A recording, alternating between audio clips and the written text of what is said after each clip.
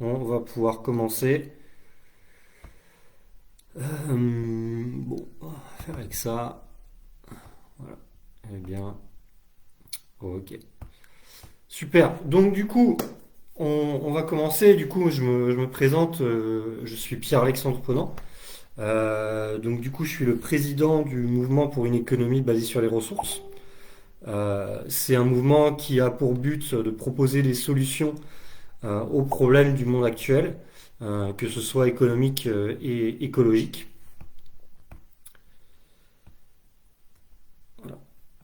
Et donc voilà. Donc en fait, le principe, ce qu'on essaye de vanter, en fait, c'est l'économie basée sur les ressources.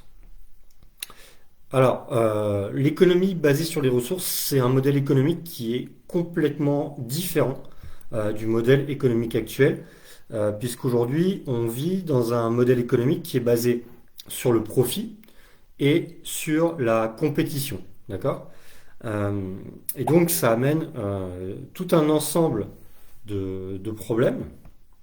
Alors, je regarde les messages sur le live. Ok, accepté sur le café rationnel. Voilà, super.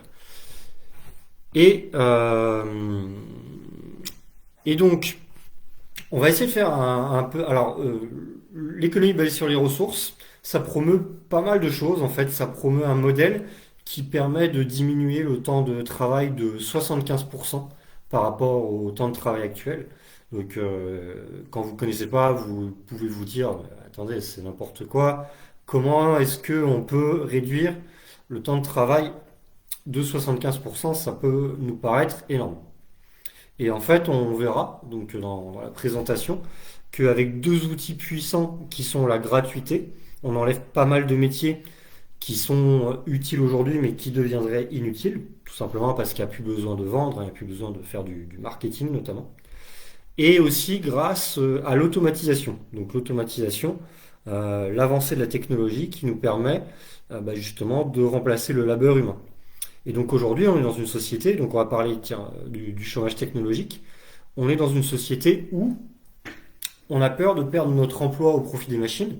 Par exemple, une caissière va se dire, bah voilà, moi si demain je suis remplacé par une caisse automatique ou une caisse avec des puces Airfid comme chez Decathlon, où on passe juste le chariot, où on pose les articles et puis on a directement le prix, moi je fais perdre mon emploi et donc du coup ça va me mettre dans la merde tout simplement.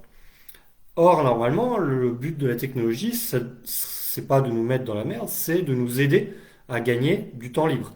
Donc, du coup, si cette caissière, comme dans l'économie basée sur les ressources, on va le voir, a accès à autant de ressources, donc au même niveau de vie, sans avoir à faire un travail qui peut être automatisé par les machines, on est tout bon. Donc, il faut se demander si la notion de travail est pas obsolète. Et donc, il y a eu des études très sérieuses qui ont été faites là-dessus par un grand cabinet qui s'appelle le cabinet McKinsey. Et ce cabinet McKinsey a montré que d'ici 2030, 30% des emplois allaient disparaître au profit de l'automatisation. Et d'ici 2050, on serait à 64%. Donc c'est absolument énorme. Et demain, on risque de se retrouver dans une société avec des gens qui ont des connaissances pointues spécifiques, qui ont la technologie ou qui sont propriétaires des outils, qui ont toute la richesse et des gens qui risquent de se retrouver avec plus d'emploi, au RSA, au chômage, ou avec un revenu de base qui est une solution qui est pas suffisante, on le verra après. Mais donc avant de parler de ce chômage technologique et des solutions qu'on a, on va voir en fait comment le système donc, de l'économie basée sur les profits euh, amène en fait à une pauvreté qui est systémique. C'est-à-dire qu'en fait on ne pourra jamais sortir de la pauvreté par construction même du système. Je vais vous donner un exemple. Quand vous êtes employé et que on va prendre des gens qui n'ont pas forcément beaucoup de qualifications et qui n'ont pas forcément beaucoup de ressources, même si vous produisez de la valeur pour une entreprise, vous ne pourrez pas choisir librement votre salaire. Pourquoi? Parce que l'entreprise, son but à elle, c'est de vous payer le moins possible. Si elle est égoïste et le but de l'entreprise à la base, c'est d'être égoïste. Et on va voir que même quand elle ne l'est pas, ça pose des problèmes. Donc du coup, votre employeur, il est là pour gagner le plus d'argent possible, pour que ça aille dans sa poche ou pour réinvestir dans l'entreprise. Et donc du coup, il a tout intérêt à vous fixer le salaire le plus bas possible. Mais vous, comme si demain vous n'acceptez pas un travail parce que vous n'avez pas le choix, qui est payé au SMIC par exemple, qui est payé vraiment plus bas que terre, eh ben, vous allez vous retrouver dans la merde parce que vous ne pourrez pas nourrir correctement votre famille, vous ne pourrez pas payer votre loyer, et donc du coup, vous risquez de vous retrouver à la rue et personne ne veut se retrouver à la rue. Donc vous êtes obligé mécaniquement d'accepter le salaire le plus bas possible qu'on vous propose, même si vous détestez ce travail-là, ou même si c'est très mal payé. Et donc en fait, c'est une négociation qui n'est pas équilibrée, c'est ce qu'on appelle une négociation avec un pistolet sur la tempe. C'est-à-dire qu'en gros, vous êtes menacé, et si vous n'acceptez pas, vous allez crever tout simplement. Et ça, c'est pas normal du tout. On n'est pas dans un rapport de force équitable. Et on a de l'autre côté, une fois qu'on a accepté ce salaire, un autre pistolet sur la tempe qui va se fixer, c'est la mécanique de fixation des prix. Notamment la mécanique de fixation des prix dans l'immobilier. Donc comment se fixent les prix dans l'immobilier? Donc pourquoi un loyer d'un 40 mètres carrés dans la Creuse va être, je ne connais pas forcément bien les prix, mais de 500 euros, et puis à Paris de 1200, 1500 euros. Pourquoi c'est beaucoup plus cher à Paris ou à Londres? Pourquoi c'est beaucoup moins cher à Saint-Étienne ou dans la Creuse? En fait, c'est la loi de l'offre et de la demande. C'est-à-dire que ça ne se base pas forcément sur une vraie valeur économique, ça se base sur en fait ce que les gens sont prêts à payer. Donc Paris, c'est une ville qui est beaucoup plus attractive parce qu'en termes d'emploi, il y a plus de possibilités au niveau culturel, au niveau de la beauté de la ville, au niveau voilà, de toutes les activités qu'on peut faire, les concerts, les sorties, voilà, les bars, les boîtes, les musées, etc. Le patrimoine architectural, et donc du coup, forcément, les possibilités de faire des études pour les enfants, forcément, on a plus de gens qui veulent venir là que dans le Cantal ou dans la Creuse. Et donc, mais on a plus de demandes que d'offres. Donc, qu'est-ce qui se passe? Les propriétaires vont fixer les loyers forcément de plus en plus haut, parce que comme ils auront toujours quelqu'un prêt à payer, et du coup, ils peuvent toujours aller le fixer à des prix qui sont véritablement invraisemblables. Mais ça ne reflète pas du tout la vraie valeur de ce que ça vaut. Est-ce que vivre dans un 10 mètres carrés, j'ai vu l'autre jour, alors il y avait eu un 6 mètres carrés qui s'était vendu 130 000 euros. Est-ce que la vraie valeur économique d'un 6 mètres carrés, c'est 130 000 euros? Bien sûr que non. Et donc du coup, en fait, comment se fixent finalement les prix entre le loyer et les salaires? Les loyers vont se fixer le plus haut possible par rapport au plus bas salaire. Et c'est-à-dire qu'en fait, mécaniquement, avec une société de l'offre et de la demande, les gens les plus fragiles vont toujours juste avoir de quoi survivre. D'accord? Ils vont tout juste avoir de quoi payer leur loyer, payer leurs factures et à peine s'en sortir. Et il y a des gens même qui s'en sortent pas, qui sont obligés d'aller manger au Resto du Cœur, à la Croix-Rouge, voire d'être dans la rue. Et aujourd'hui, on a plus de 3,6 millions de personnes mal logées en France. Et plus de 10 millions de personnes qui vivent en dessous du seuil de pauvreté. Donc ça, voilà, c'est l'économie du profit et l'économie de, comment dire, l'offre et de la demande. Et ça crée des gros problèmes, on s'en sort pas.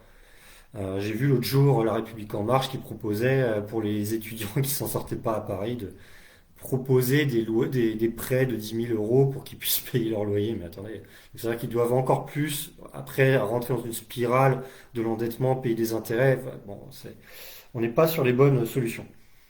Et la société, donc, du coup, de la compétition, a aussi un autre problème, c'est qu'on est basé sur un monde de la croissance infinie. Donc, c'est-à-dire qu'on doit toujours consommer toujours plus, en fait, toujours entretenir un système et voilà, qui s'arrête jamais. Et le but, c'est de faire l'argent, c'est pas forcément de penser à la nature ou au bien-être humain. Donc, par exemple, on va faire de ce qu'on appelle de l'obsolescence programmée, on va faire des produits qui cassent le plus vite possible. Donc aujourd'hui, vos ordinateurs, on a des ingénieurs en obsolescence programmée qui vont mettre des transistors de mauvaise qualité aux endroits qui chauffent le plus possible dans vos iPhones, dans vos ordinateurs pour que ça casse le plus vite possible. Vos imprimantes, il y a des puces qui, au bout d'un certain nombre d'impressions, vont faire qu'elles vont lâcher. Les collants défis, à l'époque, Dupont de Nemours avait inventé des collants qui étaient incassables, vous pouvez même les tracter avec 2 chevaux de chaque côté, ils ne cassaient pas. Aujourd'hui, 70% des collants défis cassent au bout de 4 ou 5 utilisations. Les ampoules, nos ampoules aujourd'hui, ils ont une espérance de vie en moyenne de 2 ans.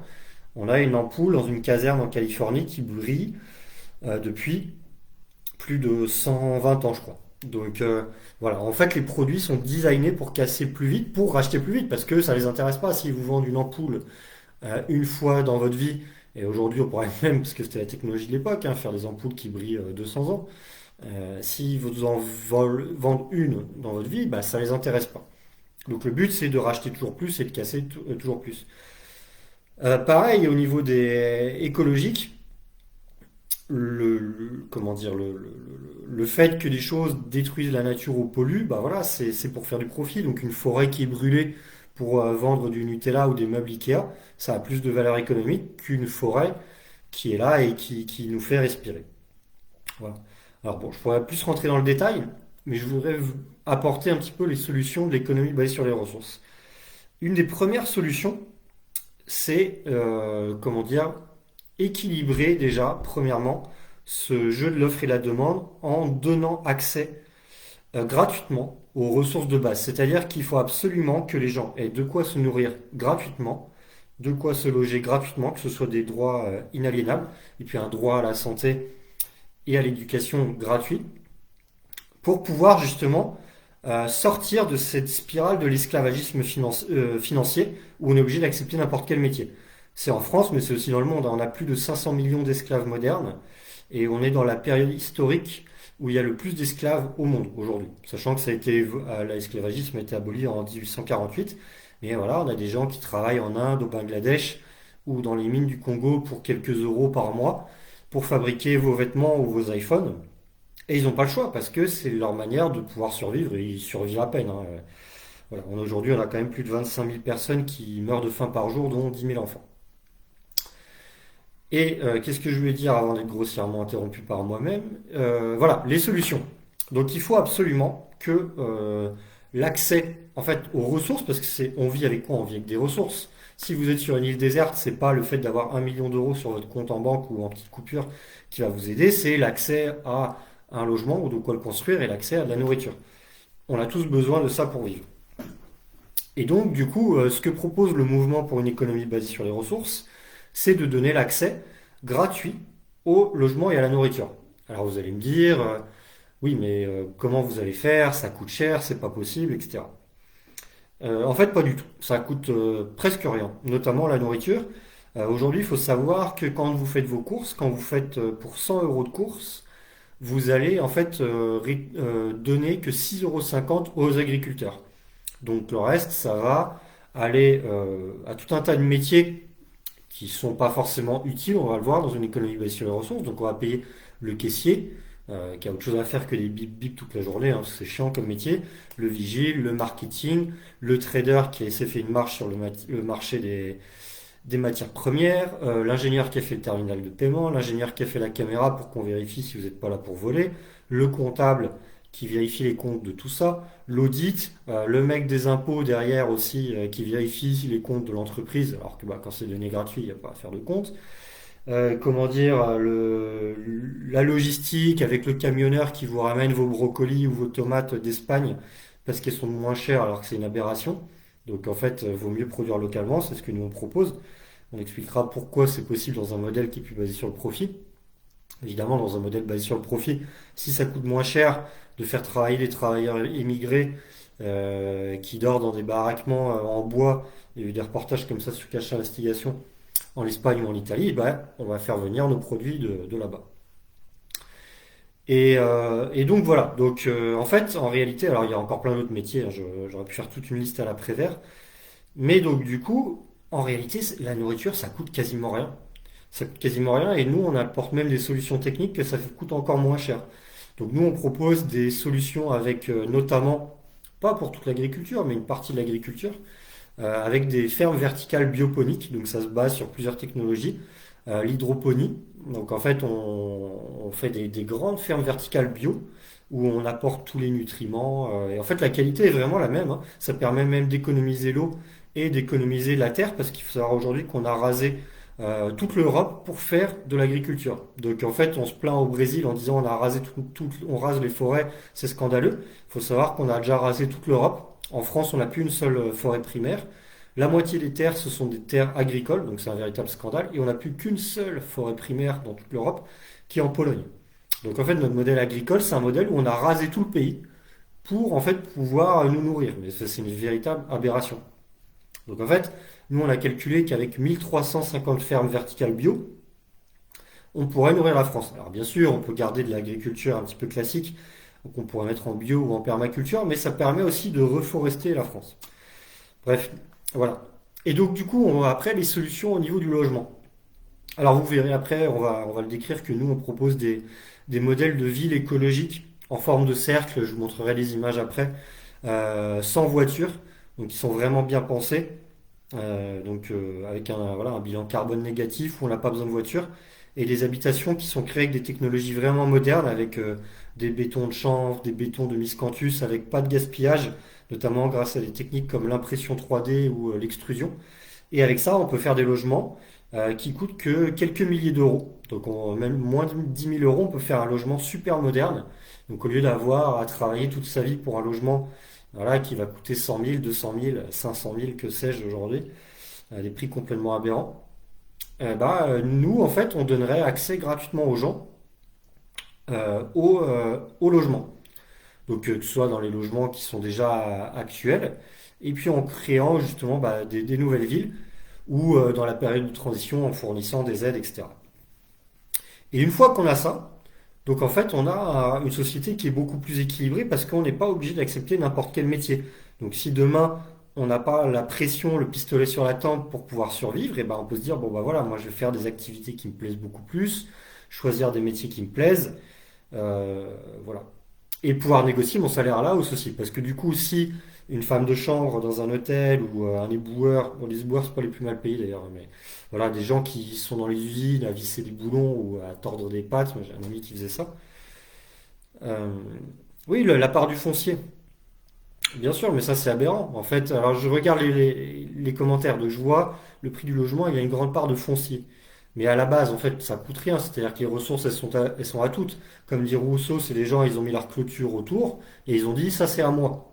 Mais en fait, aujourd'hui, on va payer un terrain 70 000, 100 000 euros. Mais enfin, je veux dire, là, c'est juste des gens, des ancêtres qui à la base ont mis leur clôture, ils ont dit c'est à moi, c'était pas plus à eux, mais bon, voilà, hein. Et donc après, ils revendent ça 100 000 euros plus tard. Mais la réalité, c'est que il y a de la place en France hein, ou sur Terre. En France, comme je dis, 90% de la France est vide et 50% c'est des terres agricoles. Donc en fait, si on avait accès, donc là c'est l'optique où par exemple le mouvement EBR serait élu, si on a accès aux terres, en fait, on donnerait accès à ces terres gratuitement. Bon, ça c'est un aparté. Là où je voulais en venir, voilà. Donc en fait, on a une liberté de choix. Alors pour moi, c'est vraiment une condition sine qua non pour sortir de la pauvreté. Alors on n'est pas le seul mouvement à proposer des solutions. Il y a notamment le revenu de base, qui est une idée intéressante, que moi j'estime intéressante pour une solution de transition. Parce que le problème du revenu de base, c'est qu'on donne de l'argent et on donne pas des ressources. Or, on va avoir un autre problème qui est que en fait la mécanique de fixation des prix elle va aussi s'ajuster et les gens en fait vont devenir pauvres. C'est-à-dire que même si on fixait le revenu de base à 2000 euros ou même 5000 euros, les gens seraient toujours pauvres. Pourquoi? Parce que les propriétaires ils vont fixer les loyers de plus en plus haut parce qu'imaginez demain les gens ils ont plus d'argent donc ils vont pouvoir se dire ah bah super nous on veut tous aller habiter à Paris ou sur la Côte d'Azur donc du coup les propriétaires vont augmenter leur loyer et donc du coup on va se retrouver avec des prix comme à Londres ou à Singapour et donc du coup les gens mécaniquement auront à peine de quoi vivre aussi donc en fait et puis c'est pareil les gens quand ils vont vendre les produits les entreprises ils vont se dire bon bah là on a plus de pouvoir d'achat on va pouvoir augmenter nos prix. Donc du coup, en fait, l'argent n'est pas un bon mécanisme en fait pour avoir une répartition juste des ressources. Et le revenu de base en fait prend pas du tout en compte le chômage technologique. Donc dans une société du revenu de base, comme le promeut Benoît Hamon, qui est une personne bien, hein, mais qui voit pas plus loin là-dessus, il voit pas qu'en fait on aurait une société avec des gens très riches qui seraient même des trilliardaires, qui possèdent la technologie, et des gens très pauvres à qui on n'apporte pas de solution à part un revenu de base et ils n'ont pas de travail. Et voilà, des gens qui sont propriétaires et qui fixent les prix à la hausse. Donc voilà, mais alors l'économie, et il y a aussi le salaire à vie de Bernard Friot, qui est très très intéressant, qui a un système qui est pas mal. L'économie basée sur les ressources va encore plus loin, qui est l'économie basée sur les ressources propose une économie bleue avec tout un système industriel qui promeut tous les aspects écologiques, le recyclage, l'économie basée sur les ressources permet aussi la sortie du travail, on va le voir plus tard.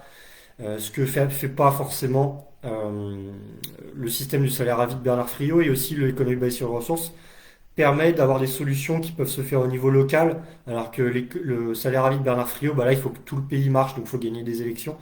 Et donc ça amène quand même quelques barrières, mais c'est très intéressant, hein. Je vous conseille d'aller voir ce que fait Bernard Friot, c'est très intéressant.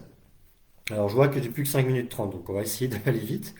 Donc l'économie basée sur les ressources, en fait, c'est quoi? C'est un monde dans lequel on créerait une économie d'abondance et de partage, où en fait on donnerait accès au maximum de ressources gratuitement. Donc notamment on mettrait en place ce qu'on appelle des bibliothèques de prêt d'objets. Donc dans les nouvelles villes écologiques en forme de cercle, elles seraient au milieu de la ville. Mais sinon même dans les villes classiques comme aujourd'hui, on en mettrait partout près des habitations. Et on serait plus dans une société de l'accès plutôt que de la propriété. Ça ne veut pas dire qu'on interdit la propriété, ça veut dire que pour tout ce qu'on fait de nouveau, on essaye de faire ça gratuitement. Donc, par exemple, imaginez que vous ayez besoin d'une perceuse et que vous l'utilisiez occasionnellement. Au lieu d'utiliser une perceuse une fois dans le mois et que vous l'achetiez et qu'elle reste traînée dans votre garage, bah, ça gaspille des ressources. Donc, si chacun a une perceuse dans son garage ou une tondeuse à gazon ou je sais pas, un jeu d'échecs, une guitare, une caméra très spéciale, n'importe quoi, bah, c'est quand même beaucoup un club de golf. Une raquette de tennis, c'est quand même beaucoup plus profitable de pouvoir l'avoir en accès gratuit sous forme de prêt sur les lieux. Par exemple, les terrains de tennis, on aurait gratuitement accès aux raquettes de tennis, au club de golf, ou comment dire, une perceuse, on pourrait l'emprunter quand on va faire ses courses gratuitement, on récupère sa nourriture, on récupère en même temps sa perceuse. Alors on peut se la faire livrer dans les nouveaux systèmes de ville bien faites avec des systèmes de tubes pneumatiques, c'est livré directement chez vous, tac, vous commandez sur tablette tactile, vous la recevez en 30 secondes, mais bon là ça demande des fils bien agencés, mais on peut le faire même avec des bibliothèques de prêt d'objets dans les villes plus classiques, dans les villages. Et donc ça permet de ne pas gaspiller les ressources. Donc au niveau de la planète, on est beaucoup mieux. Et donc en fait, on sortirait de l'économie basée sur les profits, c'est-à-dire qu'en fait, tout deviendrait un grand service public pour aider les gens. C'est-à-dire qu'en fait, beaucoup de métiers inutiles disparaîtraient. Donc les métiers du type marketing, luxe, finance, assurance, parce que tout serait assuré par la collectivité. S'il y a un dégât, et ben du coup, hop, ce serait réparé automatiquement, hein. Il n'y aurait pas une histoire de raréfaction de la monnaie pour payer. Comment dire, après plein de métiers, en fait, la police, parce que 95% des problèmes, alors bien sûr, il y a toujours un petit peu de police, mais 95% des problèmes sont des problèmes dus aux disparités économiques. Comment dire, aujourd'hui, on peut automatiser énormément de métiers. Donc, on a des voitures qui se conduisent toutes seules, on a des trains autonomes, on a comment dire, la plupart des métiers en fait pourraient être automatisés. Donc, on le voit bien. Et nous, on a calculé, on a fait une liste. Bon, là, j'ai pas forcément le temps, mais pour aller voir sur le site internet Mouvement EBR, mouvement-ebr.fr, on a fait une liste de tous les métiers qui pourraient être automatisés. Et donc, grâce à ça, on aurait une réduction de 75% du temps de travail avec tous les métiers qui deviennent un petit peu inutiles, qui sont des artefacts du capitalisme, avec les métiers qui sont redondants aussi, parce qu'aujourd'hui, on a une société où chacun doit essayer de tirer son épingle du jeu, on doit être concurrent de l'un, de l'autre, taper sur l'autre. Donc, par exemple, on va avoir une équipe chez iPhone qui va faire un téléphone portable avec une équipe d'ingénieurs, une équipe de marketeurs, une équipe de comptables, une équipe de RH. Ils vont faire en sorte que les embouts s'adaptent pas par rapport à chez Samsung pour qu'on soit obligé de racheter.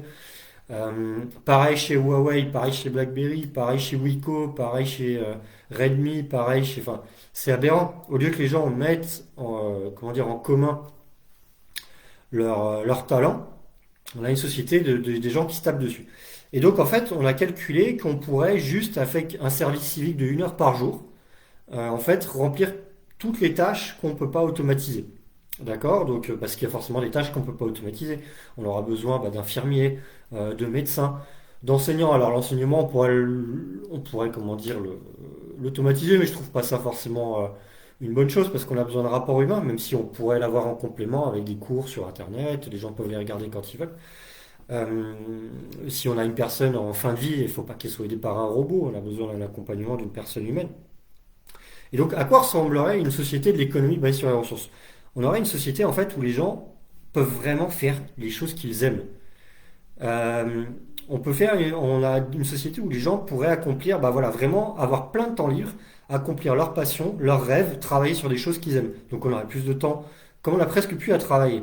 Que la technologie est là à notre service pour en fait donner les objets gratuitement, une sorte d'abondance. On a les logements gratuits, la nourriture, les objets, les services, etc. Les services publics, donc la santé c'est gratuit, l'enseignement c'est gratuit, etc. En fait, comment dire, on a beaucoup de temps libre et on peut faire des choses qu'on aime. Donc on peut voyager, passer plus de temps avec sa famille, ses enfants, ses amis. On peut faire du sport, du développement personnel, mais aussi, bon, je vais dépasser un petit peu les 30 minutes, vous m'en voudrez pas, pour expliquer juste la fin de 3 minutes de plus.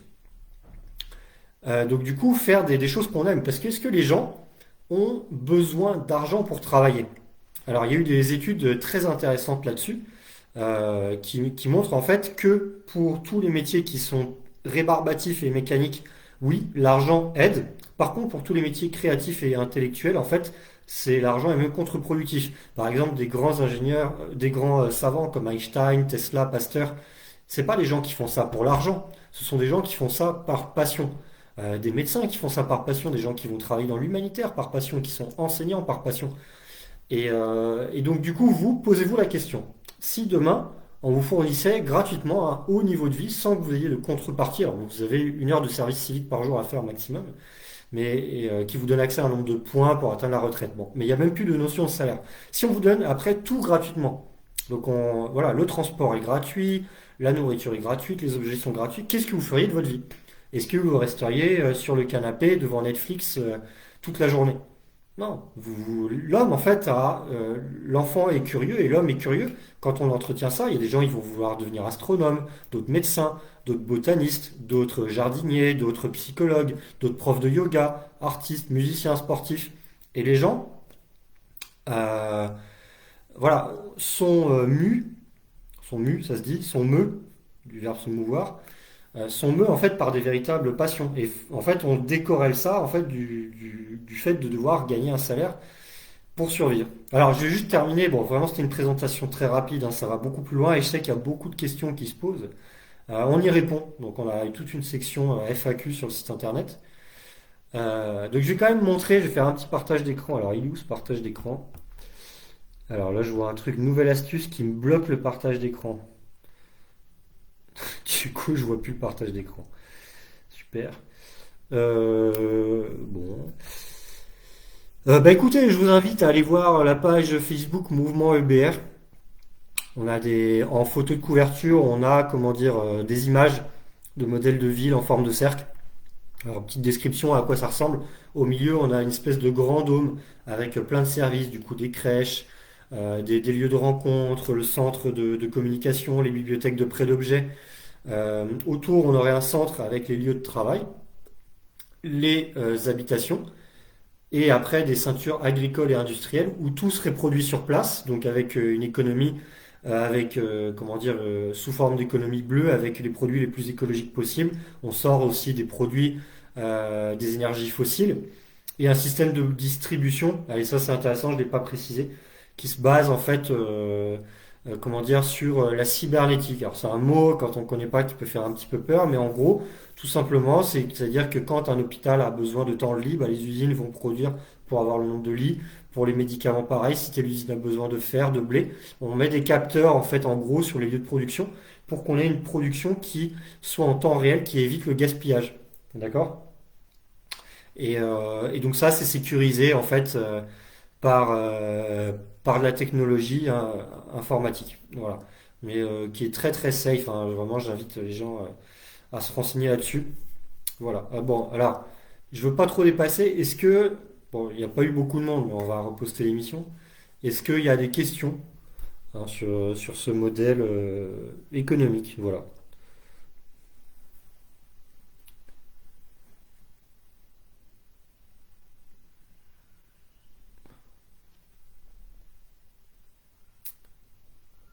Alors, même les modérateurs, hein, n'hésitez pas à poser des questions parce que bah, on n'est pas beaucoup. Donc, voilà, ça se bouscule pas, ça se bouscule pas à la porte.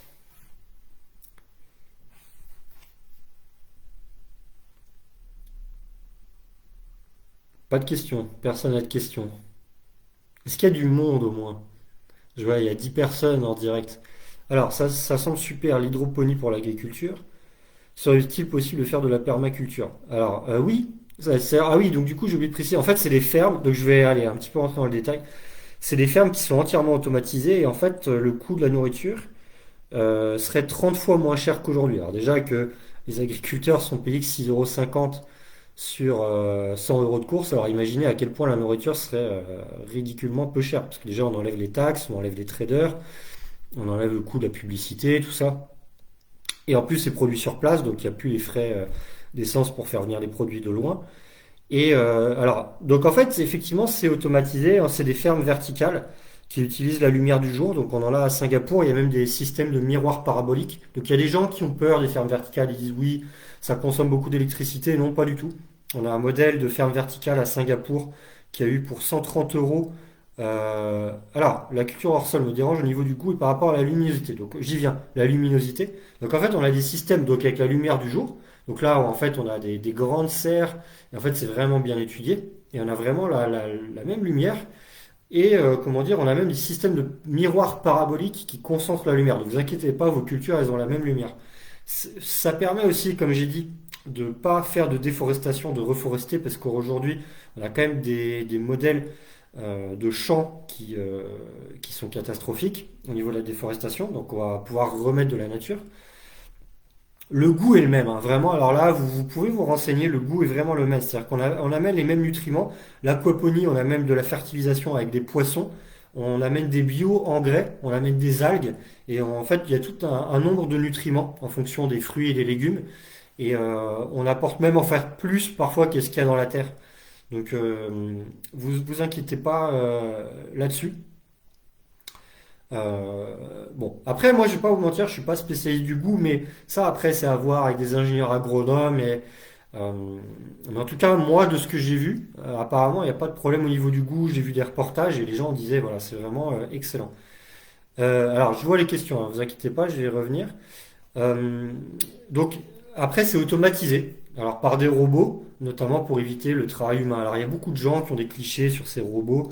Mais comme vous voyez, effectivement, il n'y a plus de problème parce que les gens, ils sont pas là pour avoir un salaire, sont là pour avoir le plus de temps libre. Et il y a des gens qui nous disent, oui, mais vos robots, ça coûte de l'énergie, ça gaspille des matières premières, etc. Alors on a tout calculé parce qu'évidemment, ce sont des bonnes remarques. Le truc, c'est qu'il faut imaginer en fait tous les gains qui seront faits dans la société en termes d'énergie, c'est absolument saisissant. Déjà aujourd'hui, en fait, on a des menaces au niveau du climat. Donc moi, j'ai regardé toutes les conférences de Jean-Marc Jancovici. Un des problèmes, c'est que par exemple, quand on construit aujourd'hui des éoliennes ou des panneaux solaires, c'est que en fait, ils ont eux-mêmes fabriqué avec des énergies fossiles.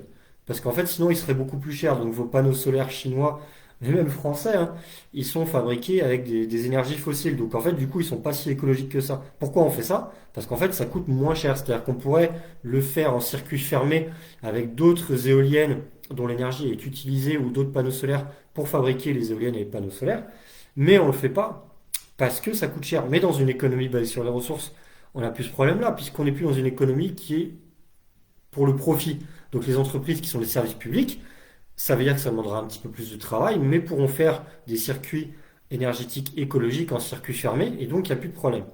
Après, au niveau des métaux, alors il faut voir en fait déjà tout ce qu'on va gagner, puisqu'on va arrêter l'obsolescence programmée, donc tous les produits qui cassent, on fera plus venir nos produits de Chine, on fera plus venir nos produits, nos fruits et légumes d'Espagne, d'Italie. Donc en fait déjà, on fabriquera plus aussi de produits inutiles, c'est-à-dire qu'en fait, on sera plus dans une société de la surconsommation et du marketing.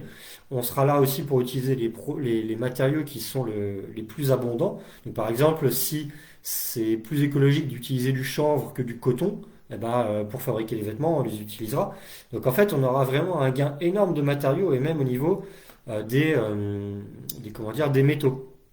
Alors les métaux, c'est un petit peu un faux problème hein, parce que notamment on parle des terres rares. Alors les terres rares, qui sont improprement appelées terres rares, ce qu'on appelle les lanthanides. En fait, c'est pas du tout elles sont pas rares. On en a pour plus de 800 années de réserve des terres rares. On a certains métaux qui sont effectivement un petit peu plus rares, notamment le cuivre qui est menacé. Mais on peut substituer, en fonction des caractéristiques sur certains objets, des métaux par d'autres, ce qui n'est pas fait aujourd'hui dans une économie basée sur les profits, parce que certains métaux coûtent, comment dire, plus cher à l'extraction, mais encore une fois, dans une économie basée sur les ressources, la notion de rentabilité n'est plus là. On pourra prendre des métaux qui sont moins rares et qui sont pas du tout menacés. Ensuite, aujourd'hui, moi, donc, je propose des technologies qui s'inspirent énormément du biomimétisme. Le biomimétisme, c'est toutes les choses où on s'inspire de la nature pour trouver des technologies beaucoup plus profitables. Et notamment au niveau des usines, on peut s'inspirer du modèle du corps humain qui, avec juste 20 acides aminés, avec juste 20 briques du vivant, 20 un peu briques du Lego, on peut être capable de construire tout ce qu'il y a dans le vivant. Donc que ce soit vos yeux, votre foie, le bec d'un aigle, etc. Et je vois les questions, hein. Je vais venir, vous inquiétez pas, même celles qui étaient plus haut. Et donc du coup, en fait, avec des matériaux qui sont biodégradables, on peut faire des circuits électroniques, notamment notre cerveau. Il y a pas de métaux dedans, ou en quantité très très infime. Le sélénium, le cuivre, etc. Mais en s'inspirant de la nature, on pourrait trouver des solutions de remplacement qui permettraient de faire par exemple des circuits informatiques qui s'inspirent de notre cerveau. Et donc là, si on a 800 années par exemple pour les terres rares d'avance au niveau technologie, si en plus on met un effort national là-dessus, on va trouver les solutions, ça c'est pas forcément un problème. Donc du coup, je reviens aux questions d'avant. Je vais essayer de reprendre. Alors, comment comptez-vous faire la transition entre le modèle actuel et le vôtre? Donc, on a plusieurs pistes. Donc du coup, nous, on veut déjà se présenter aux élections. Donc moi, j'ai pour projet de me présenter aux élections présidentielles en 2027. Et je pense que ça peut honnêtement tout à fait marcher. Donc d'ici là, on aura le temps de se faire connaître, mais en plus, obtenir 500 signatures, c'est pas du tout forcément quelque chose de compliqué. Pourquoi? Parce qu'on a quand même plus de 60 000 communes avec tout un tas de régions, puisqu'il y a aussi les conseillers régionaux ou de petits maires qui sont indépendants et qui sont pas à la solde des partis. Et quand on a un vrai projet concret qui change en fait de ce qu'on a actuellement, parce que je trouve pas que dans l'offre des partis politiques actuels, même par exemple chez les Verts, hein, qui restent sur un modèle un petit peu, voilà, le système économique change pas du tout. On n'a pas vraiment de réponse. Et nous, on a vraiment un dossier qui est béton, qui est solide. Et puis quand on voit que des gens comme Jean Lassalle arrivent à avoir, alors un mec vraiment bien, hein, au niveau de, je pense à un vrai mec bien. Mais bon, il apporte pas les solutions et puis il est un petit peu farfelu. Quand lui, il arrive à avoir les 500 signatures, c'est pas complètement aberrant. Et puis après, présenter des listes un petit peu partout pour les autres types d'élections. Donc on veut se faire connaître, on veut faire un film. Donc là, j'en dis pas forcément plus, mais là, je suis en contact avec un très très grand réalisateur qui a fait des dizaines de millions de vues qui a fait des films qui sont parus dans des dizaines de pays, qui est très très intéressé pour travailler avec moi. Donc là, ce serait vraiment génial de faire un film qui présente bien tout ce projet. Je suis en train de finir d'écrire un livre qui présente en détail tout ce projet. Et donc voilà, il y a les élections. Mais évidemment, les élections, c'est pas évident, surtout que le monde politique est vraiment corrompu et que certaines personnes qui détiennent le pouvoir verraient ça pas forcément d'un bon œil. Donc on a un projet aussi qui est de créer une première ville. Alors attendez, j'ai un petit problème avec ma batterie. C'est bon, 25 minutes, parce que je sais pas pourquoi ça se branche mal. Bon, ça va le faire. Au pire, j'irai brancher. Donc du coup, on a un modèle. Voilà, on veut faire en fait une première communauté en lançant donc une première communauté avec tous les gens intéressés pour faire une première ville. Au début, qui serait déjà un premier centre de recherche avec des scientifiques dedans et on mettrait en place un petit peu tout notre modèle, c'est-à-dire en fait des fermes, comment dire, verticales hydroponiques. Alors attendez, je suis vraiment désolé. Pourtant, j'ai essayé de faire en sorte que ça coupe pas, je reviens, mais ma prise doit pas marcher.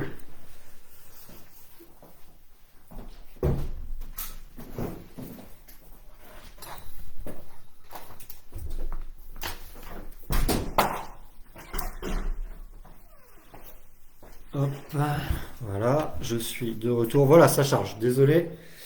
Donc du coup, on veut faire une première ville test avec tous les gens qui seraient motivés pour habiter dedans. Donc lancer un financement avec, pour les gens qui sont intéressés pour participer. Donc avec des fermes verticales, des bibliothèques de prêt d'objets automatisées, hein, vraiment avec une super technologie, clac clac, on commande, hop, ça descend, ça livre comme une sorte de grand distributeur automatique.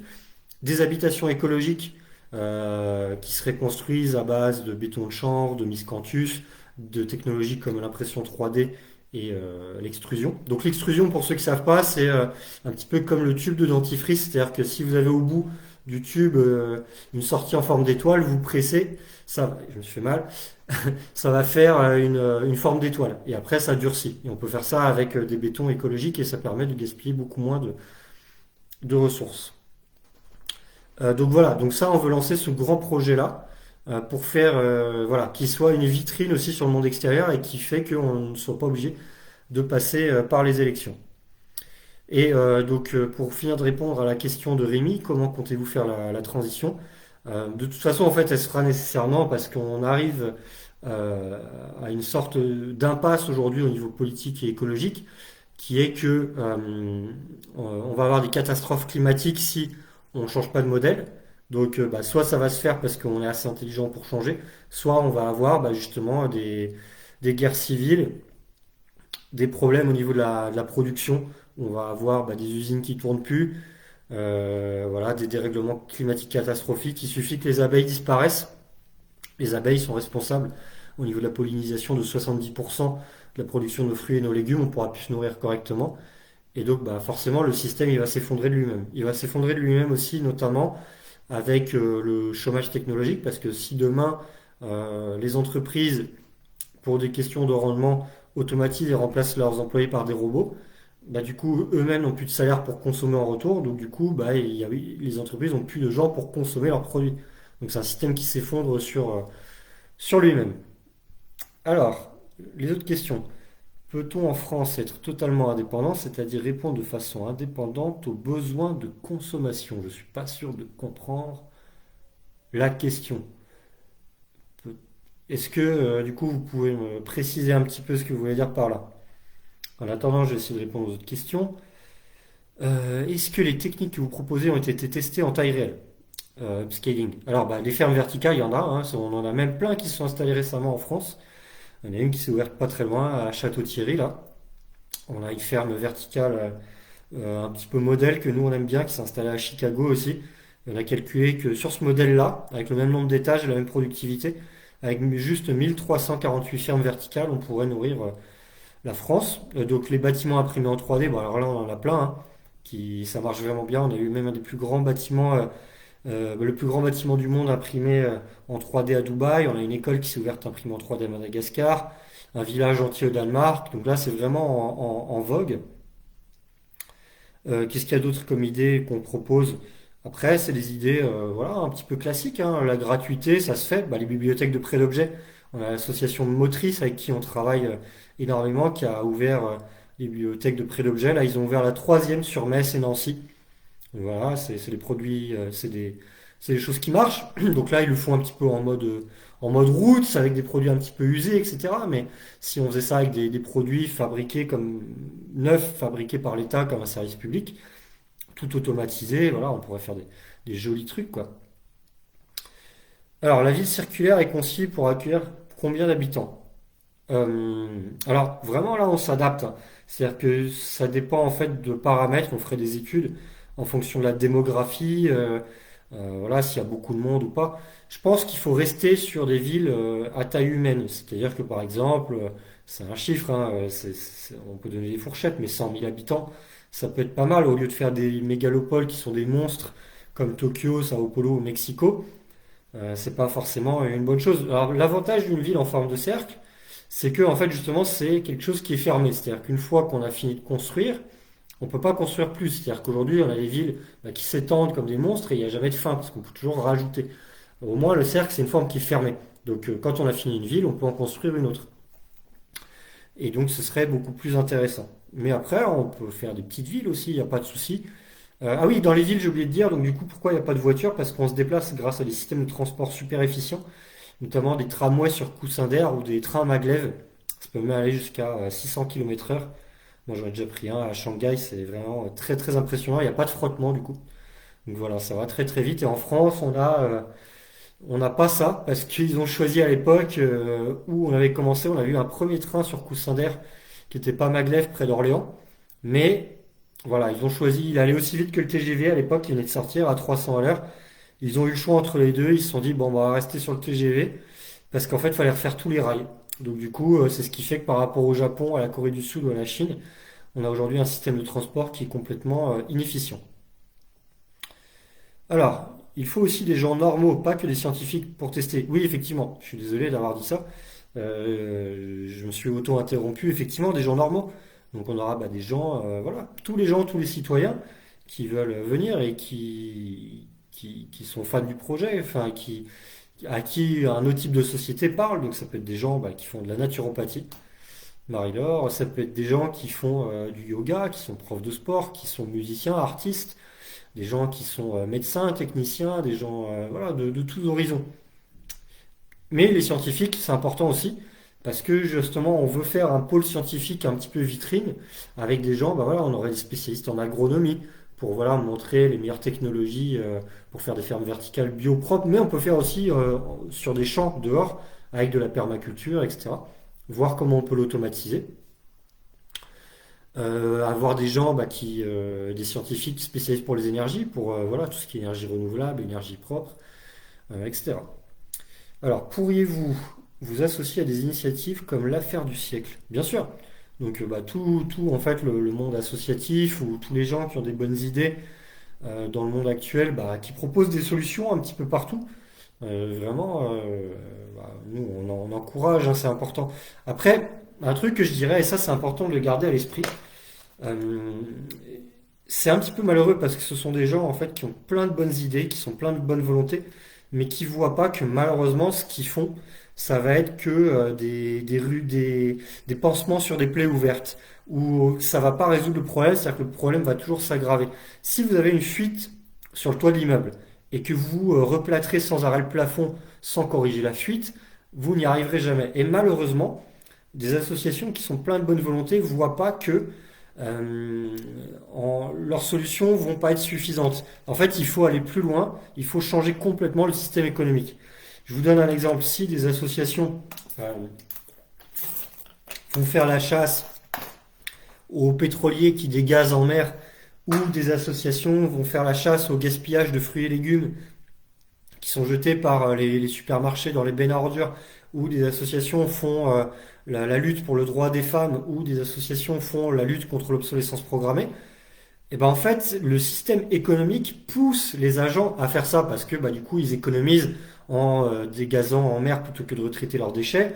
Amazon gagne plus d'argent à jeter, ils gênent des quantités énormes d'objets plutôt que de les donner gratuitement parce que ça implique une logistique que de les donner à des associations. Les supermarchés préfèrent jeter leurs fruits et leurs légumes parce que sinon, s'ils les donnaient gratuitement, ça leur ferait perdre des parts de marché pour leurs magasins. Et donc du coup, en fait, ils ont des bonnes idées, mais en fait, le système économique du profit et du capitalisme sera toujours plus fort qu'eux. Donc en fait, c'est comme si ils essayaient d'arrêter une vague avec leurs bras, ça ne marchera pas. Et malheureusement, je pense qu'un monde associatif qui est condamné aux petites actions, en fait, on court à une société qui court à sa perte quoi qu'il arrive. Et je pense que prendre conscience de ça, prendre conscience de la petitesse de ses actions, c'est un peu la fable du colibri. Et il y a eu donc le petit colibri, je ne sais pas si vous connaissez, il y a un grand incendie dans la forêt amazonienne, et puis le petit colibri avec son petit bec, il va mettre son petit bout d'eau, et puis il y a les oiseaux qui se moquent de lui et qui disent, non mais petit colibri, t'arriveras jamais à éteindre l'incendie avec ton petit bec, et il dit oui mais je fais ma part. Et avec tous les petits colibris, on va y arriver. Mais en fait, non, on va pas y arriver. Et il y a même eu un article un petit peu moqueur, mais très intelligent, qui a été fait sur Mediapart là-dessus. Il dit, à la fin de la fable, on aurait pu le raconter, voilà, au bout de quelques minutes, le colibri épuisé, mourut, voilà, et puis il avait rien, il a fini brûlé, et puis il a rien éteint du tout.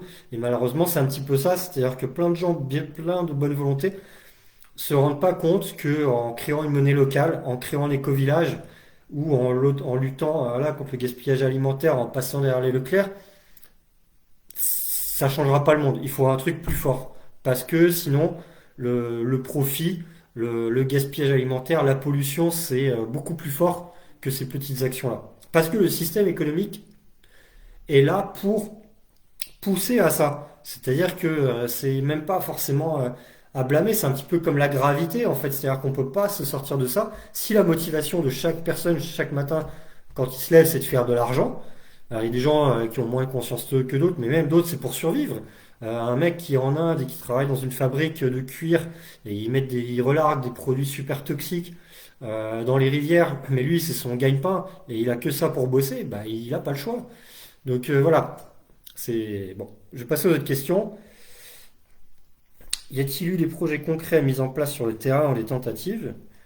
Alors, bah non pas. Enfin, donc, notre mouvement s'inspire d'un mouvement qui s'appelle le Venus Project. Donc, il y a déjà un centre de recherche sur le terrain en Floride, dans la ville de Vénus. C'est pour ça que ça s'appelle Vénus.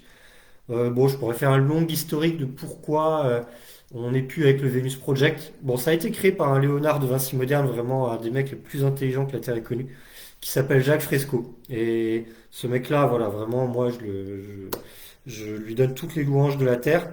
Bon, il y avait quelques petits trucs auxquels il n'avait pas pensé dans sa théorie. Et puis le mouvement n'est pas forcément très bien géré aujourd'hui. Ce qui fait que nous, on s'est un petit peu dissocié. Voilà.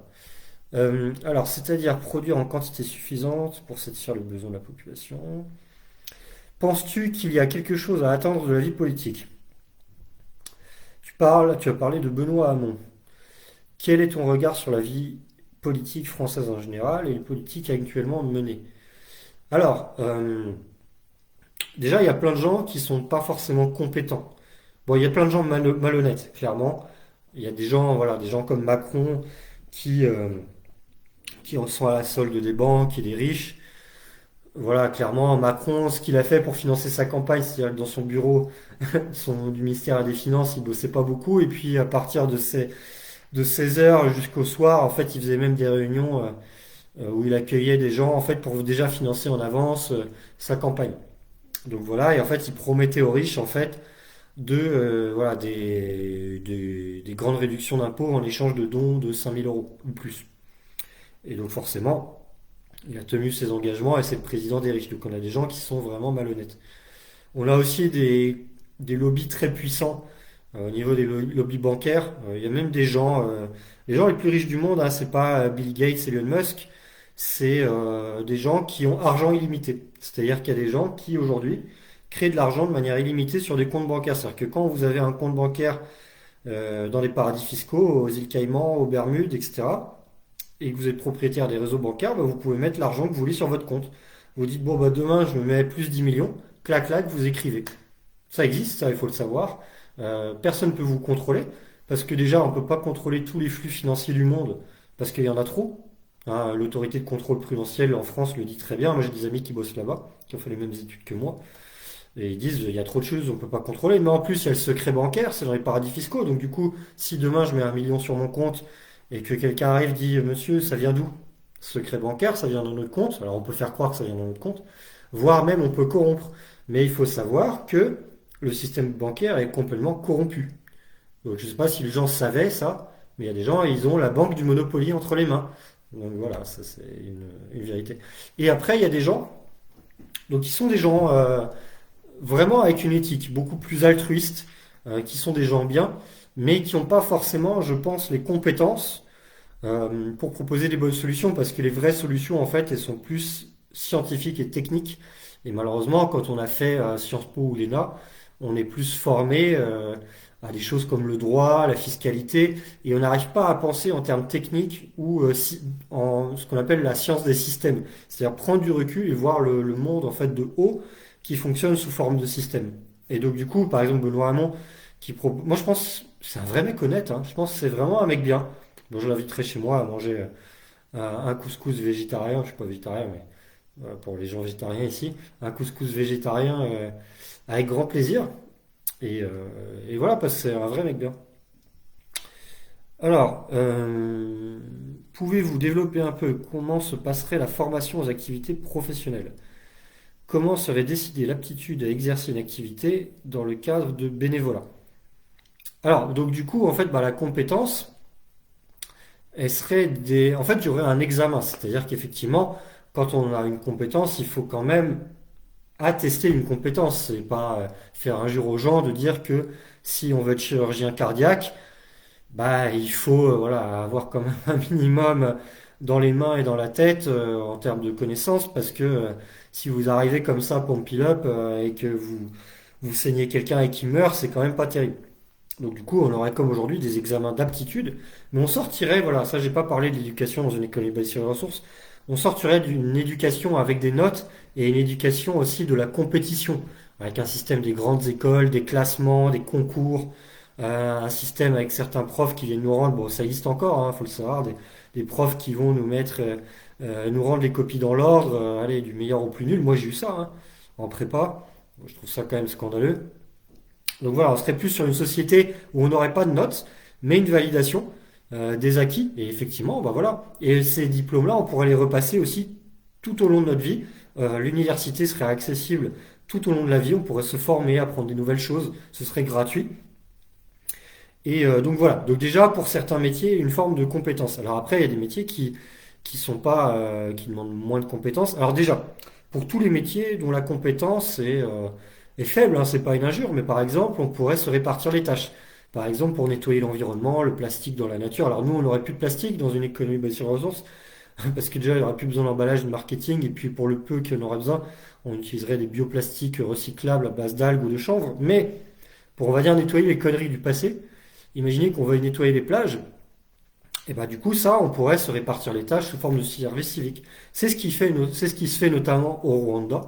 Je ne sais pas si vous le savez, mais le Rwanda, c'est le pays le plus propre du monde. J'ai bugué, le pays le plus propre du monde avec Singapour. Là-bas, il n'y a pas un déchet par terre, il n'y a pas un bouchon. Comment ça se fait? C'est-à-dire que le président, en fait, a mis en place un programme où toute la population, un samedi par mois, le premier samedi du mois, je crois, est obligée de voilà, faire une sorte de service civique pour ramasser les déchets dans la nature. Et donc, bah, du coup, en fait, les gens ont vraiment été sensibilisés à ça, et depuis, ce pays est vraiment magnifique, une nature vraiment vierge et intacte. Pour le reste, en fait, ça se base sur l'offre et la demande. Alors, il faut savoir que, comment dire, on mettra pas, alors, c'est les métiers en fait qu'on va qualifier un petit peu de rébarbatifs. C'est-à-dire que on n'aura jamais de mal pour trouver des gens qui veulent être astronomes, qui veulent être musiciens, qui veulent être écrivains. Là, c'est illimité, c'est free, c'est pump it up. Je veux dire, les gens, il faut vraiment qu'ils fassent leur passion.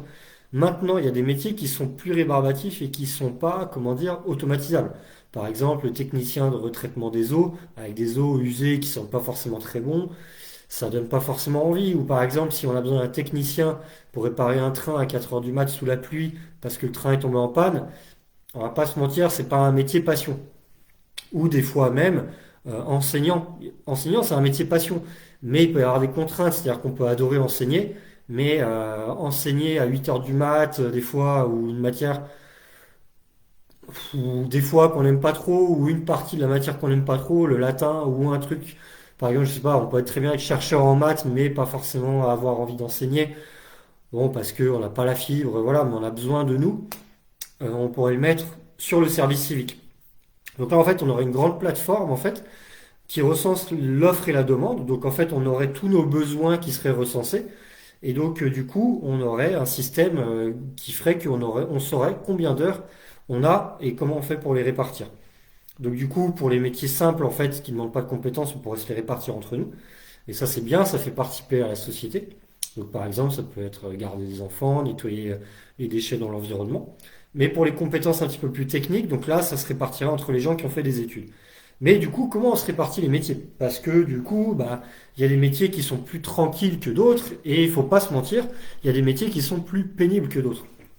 Donc on a pensé à un système, par exemple, des métiers plus pénibles, ça peut être retraitement des déchets nucléaires du passé, des gens qui se sont mal sortis, retraitement des eaux usées, ça pue, accompagnement des personnes en fin de vie, bon, on doit nettoyer la couche des petits vieux, c'est pas forcément ce qu'il y a de plus agréable. Et puis on peut très bien être maître nageur, sauveteur sur la plage à 30 degrés et puis juste regarder les gens passer. Bon, il faut quand même contrôler, mais c'est pas le métier le plus insupportable du monde. Donc là, on aurait un système de points qui est un petit peu basé sur l'offre et la demande, c'est-à-dire qu'en gros, on ferait une sorte de grande foire aux métiers et aux heures. Donc quand un métier n'est pas comblé, c'est-à-dire qu'on voit que les gens ont du mal à aller vers ce métier parce qu'il est un petit peu plus pénible, il garantirait plus de points. C'est-à-dire qu'en gros, on pourrait partir à la retraite plus tôt ou faire moins d'heures par semaine. Et donc du coup, on arriverait à un moment à un certain nombre de points qui fait que bah, le nombre de points est tellement élevé que si on se dit, c'est un peu extrême, hein, ça se passerait pas comme ça, mais je pourrais faire 10 heures retraitement des eaux usées, pardon, 1 heure retraitement des eaux usées plutôt que 10 heures maître nageur, parce que bah, j'aurais plus de temps libre pour moi. Donc en fait, c'est comme une incitation par un système monétaire sans l'argent. Et donc, grâce à ça, on a un système qui s'équilibre. Alors, comment se passerait la cohabitation entre les gens dans les villes du futur que vous proposez et les anciennes villes?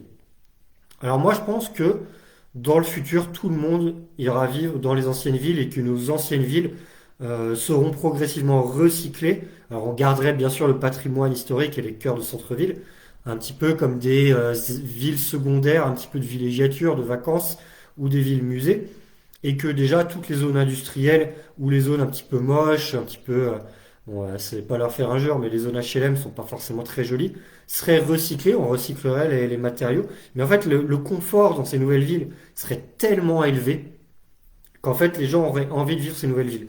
Alors ce que nous on propose en fait, c'est que les premières villes accueillent au début justement des villes qui soient des villes étudiantes. Pourquoi? Parce que justement les étudiants, c'est des gens qui subissent un peu cette pression des loyers dont on a parlé tout à l'heure. Donc bah là, ils auraient accès à des logements gratuits. Donc on aurait aussi les scientifiques qui pourraient travailler sur place, donc des grands centres avec des villes universitaires. Mais aussi commencer, on ferait un grand recensement au niveau des besoins de la population. Tous les gens qui n'ont pas accès à un logement ou qui sont dans les conditions de logement précaires, ils pourraient accès à avoir ces nouvelles villes en priorité. Et puis après, bah, ça se ferait sur plusieurs décennies, en fait, hein, pour les gens qui seraient motivés, voilà, créer des nouvelles villes qui permettent de faire des économies d'énergie énormes. Et on pourrait même faire une incitation pour les habitations, pour les recycler, où les gens pourraient avoir en habitation secondaire. Mais je pense que dans le monde du futur, ils n'auraient même pas envie. Pourquoi? Parce qu'en fait, on aurait même des grands systèmes de, comment dire, de vacances gratuits. On pourrait se déplacer dans les villes gratuitement, on pourrait voyager gratuitement grâce aux énergies propres pour prendre des trains à lévitation magnétique. Donc en fait, on pourrait même imaginer un mode de vie un petit peu nomade. On va explorer le monde comme ça. Et on n'a plus de contraintes, on n'est plus obligé d'avoir une maison de vacances quand on a un petit peu accès au monde entier. Et ces maisons de vacances, elles demandent de l'entretien au niveau des jardins, la pierre, il peut y avoir des fuites, il peut y avoir des craquements. Et finalement, ça, dans une société où on a tout à côté, c'est plus un fardeau d'avoir ça. Alors, on n'imposera jamais aux gens de quitter leur habitation, on n'expropriera jamais les gens, mais je pense que naturellement, bon, c'est dans un monde un peu lointain, hein, c'est peut-être dans 100 ans, mais avec la technologie, avec des habitations beaucoup plus modernes, dans des villes beaucoup plus agréables à vivre, avec des espaces verts partout, j'ai oublié de le dire, où on planterait des arbres fruitiers, voilà, on aurait des grands potagers publics, les gens, ils n'auraient pas forcément intérêt à garder leur vieille baraque.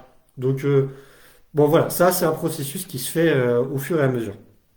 Mais la cohabitation, le but c'est de faire en sorte voilà, d'aider les gens les plus précaires au début et voilà, d'amener les gens volontaires. Alors dans une phase de transition concrète de notre économie à celle basée sur les ressources, toutes les technologies dont vous parlez peuvent-elles seulement être créées avec l'argent qui est déjà là? N'est-ce pas utopiste? Comment financièrement? Non, attendez. Euh, je me suis perdu. Voilà. Comment financièrement le projet peut-il voir le jour? En parallèle de la politique, envisagez-vous des dons par des fonds, des dons publics, des financements par des entreprises ou fondations de personnalités riches actuelles? Alors, donc si on est élu, donc là ça c'est magnifique parce que là on a accès aux fonds publics. Donc déjà forcément on peut faire des choses. Bon là on a des milliards. Mais en plus de ça, il faut savoir que l'argent c'est un faux problème. C'est-à-dire que c'est comme quand vous arrivez sur une île déserte avec des compétences et des ressources, vous n'avez pas besoin d'argent. Vous arrivez sur une île avec des ingénieurs, des ressources, des techniciens, des architectes, etc.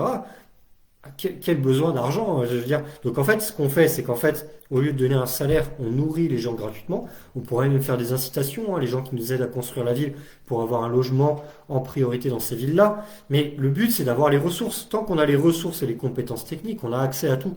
Donc en fait, mais bon, dans la solution quand il y a une transition, au début, effectivement, on aurait toujours un système monétaire dans la transition. D'ailleurs, je ne l'ai pas détaillé, mais on aura un système monétaire de monnaie fondante, de crypto-monnaie open source, un peu sur le modèle de la June, mais en monnaie fondante. Et voilà, donc en fait, effectivement, on payerait bien ces gens-là pour qu'ils soient incités. Les gens voilà, qui font des grandes écoles, ingénieurs, architectes, etc., on leur fournira un très bon salaire pour qu'ils soient incités à faire ça. Mais je pense qu'aussi, c'est s'imaginer qu'on fasse un grand film et qui a un super succès, les gens ils vont voir ça, ils vont se dire mais nous on a envie de faire ça, on a envie de travailler avec eux.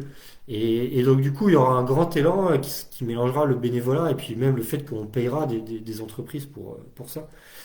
Et alors, envisagez-vous des dons par des fonds, des dons publics, des financements? Oui, tout à fait. Donc, on va aller faire des grandes campagnes, on va aller voir des business angels, des fonds d'investissement public, voir aussi tout le milieu associatif, les entreprises, les fondations. Tout en gardant, bien sûr, une certaine indépendance et certains critères, parce que, évidemment, c'est pas le but que ça tombe dans des mains, voilà, pas forcément qui seraient là pour détourner le projet ou pour des buts lucratifs, pas forcément. On peut avoir un but lucratif qui peut être d'ailleurs bien, hein, d'accord? On a tous besoin de gagner de l'argent aujourd'hui. Même nous, là, si on professionnalise le mouvement, on a tous besoin de manger, hein, on mange pas des cailloux. Le fait de, quand vous allez chez votre boulanger et que vous le payez, c'est pas un scandale. Il a travaillé pour la baguette, mais plus en fait, voilà, pour des entreprises qui cherchent en fait à faire des choses qui sont pas très écologiques ou voilà, pas très éthiques.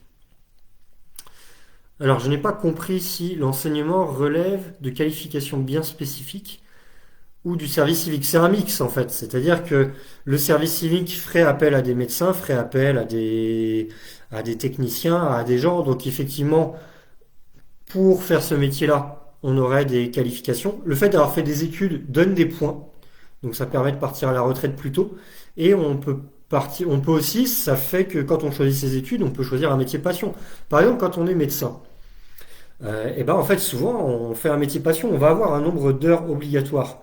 Et même des fois c'est bien d'avoir un cadre qui incite un petit peu force parce qu'imaginez vous êtes médecin, vous avez une opération le soir de Noël en urgence, quelqu'un qui va mourir et peut-être vous auriez bien aimé ou même allez quand la personne va mourir vous vous dites j'y vais mais une opération pas forcément indispensable mais bon quand même importante vous vous dites j'aurais préféré pas passer mon Noël avec ma famille mais bon c'est quand même important c'est bien d'avoir une espèce de voilà de contrainte parce que le monde, enfin, d'incitation à le faire. Mais si vous avez fini vos heures et que vous êtes un médecin passionné, alors vous pouvez passer travailler beaucoup moins de temps hein, parce on répartirait la charge de travail par rapport à aujourd'hui. Vous pouvez plus passer plus de temps à voyager avec vos amis, etc. Mais vous pouvez aussi passer du temps volontaire, bénévole, à être médecin parce que votre passion, bah, c'est de soigner les gens et que vous adorez ça. C'est pas incompatible. Vous pouvez très bien être prof à l'université de maths et puis à côté de ça donner des cours un petit peu voilà bah, pour les étudiants et puis à côté faire vos recherches illimitées parce que c'est votre passion. Donc en fait c'est un mélange. Le service civique impose un certain cadre pour les besoins de la société. Mais on peut faire à côté des choses en fait pour le plaisir. On peut même faire des sociétés aussi pour l'argent. Il y a aussi un système monétaire un petit peu à côté. Euh, voilà, mais bon, je peux rentrer plus en détail. Dans l'hypothèse, où vous arrivez à mettre votre projet en œuvre pour la France, voire l'Europe. Comment gérer les relations avec d'autres pays qui choisissent des chemins divergents et qui auraient assez de puissance pour mettre en danger la pérennité de votre projet? Bon, je pense que bon alors ça veut dire quoi? Ça veut dire qu'ils nous feraient la guerre, ils nous envahiraient. J'ose espérer qu'on a une civilisation assez avancée pour que je sais pas à qui nous attaquerait les États-Unis parce qu'ils sont capitalistes. Et ils vont dire, allez, demain on défend. Bon, ça me paraît un petit peu tiré par les cheveux. Je pense qu'en plus, nos arguments sont tellement rationnels et que les gens aspirent à ce qu'il y ait un changement au niveau écologique et économique que il y aurait même des guerres civiles à l'intérieur des États-Unis si ils nous attaquaient parce qu'on fait des projets comme ça. Je pense que là, c'est un petit peu science-fiction. Donc, je pense pas qu'on aurait des bâtons dans les roues. On aurait plus peut-être des bâtons dans les roues des grands groupes, des lobbies, des banques, plutôt que des États. Mais je pense pas qu'on aurait l'armée pour nous envahir.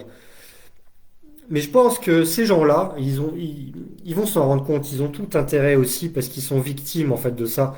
Jean-Marc Jancovici l'a bien détaillé dans ses conférences. Il a dit qu'on consomme tellement, on gaspille tellement de ressources que demain, si on ne divise pas notre consommation par 3 en France, par exemple, bah en fait, on atteindra une catastrophe climatique irrémédiable en 2100, avec des morts, des guerres civiles. Diviser notre consommation par 3, ça veut dire quoi? Ça veut dire que si aujourd'hui vous prenez une fois l'avion par an, bah, vous n'avez plus le droit de manger ou d'acheter aucun objet. Ou si vous achetez 3 écrans, une télé, un ordinateur ou un smartphone, vous ne pouvez plus vous loger, vous ne pouvez plus vous manger ou vous nourrir. Donc c'est vous dire à quel point c'est une catastrophe au niveau de nos consommations d'énergie. C'est aussi une catastrophe par rapport au réchauffement climatique qui est qu'on utilise des énergies fossiles pour construire nos moyens de production. Or, ça disparaîtrait dans une économie basée sur les ressources. Donc, même si on a beaucoup de technologies, on serait plus menacé parce qu'on utiliserait que des énergies propres, sachant qu'on n'a pas la contrainte financière d'utiliser des énergies type charbon ou pétrole. Euh, mais alors, nous, on ferait en sorte d'aider les autres nations si on était élu. Donc, on mettrait des grands programmes humanitaires pour aider justement les nations les plus pauvres à sortir de la famine, de la pauvreté. On amènerait des armées d'ingénieurs pour leur aider à fabriquer, à être autonomes, à fabriquer de la permaculture, de l'aquaponie, de l'hydroponie, pouvoir se nourrir tout seul, leur donner nos modèles de ville gratuitement. Hein, voilà, pour leur montrer comment ça marche bien, pour que aussi, dans des pays comme au Bangladesh, en Bolivie, où c'est le chaos au niveau des embouteillages, voilà, qu'ils aient des modèles de ville propres. Et donc on amènerait ça, mais on forcerait personne. C'est-à-dire que je pense que les gens constateraient d'eux-mêmes que c'est une société qui marche mieux et que donc c'est un meilleur modèle. Et je pense qu'ils l'embrasseraient parce que ils verraient que c'est une société qui fonctionne mieux que le capitalisme sauvage, tout simplement.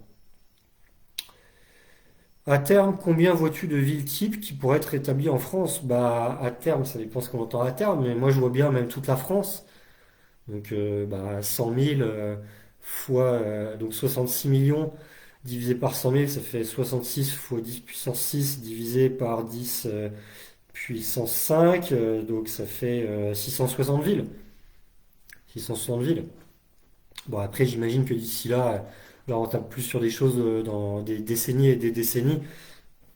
La population aura peut-être bougé, mais je pense que pour commencer, faire trois villes étudiantes et des villes aussi qui accueilleraient les gens qui sont mal logés. Ah, mais peut-être plus du coup, parce qu'on a quand même 3,6 millions de mal logés. Donc on peut partir quand même sur 36 villes. Hein. Ouais, c'est vrai. Mais bon, je pense que c'est les choses qui se font au fur et à mesure. C'est-à-dire que déjà, on donnerait des aides. On commencerait par un revenu de base vert. Voilà, pour aider les gens le temps de construire les villes, pour qu'ils puissent avoir accès à un logement. On mettrait en place un encadrement des loyers aussi beaucoup plus sévère, parce qu'aujourd'hui c'est scandaleux d'avoir des problèmes pour se loger. Et on donnerait des aides pour que les gens puissent se loger ou des incitations fiscales, où on donnerait en contrepartie aux propriétaires pour pas qu'ils soient lésés d'autres ressources pour qu'ils aient plus. Mais voilà, il faut vraiment que ce problème du logement, ce soit une base, quoi. C'est quand même un scandale en 2021 qu'on ait voilà, des gens qui meurent de faim dans le monde, c'est pas trop ce qu'on a en France, mais qui dorment dans la rue, quoi. Ça, c'est. Alors, l'économie basée sur les ressources a-t-elle déjà des détracteurs? Avez-vous déjà des personnes, groupes d'intérêt qui ont volontairement freiné vos projets? Tu as parlé des banques, de la finance, et d'où viendrait sans doute la réalité en pratique, celle-ci se traduirait comment, tu penses?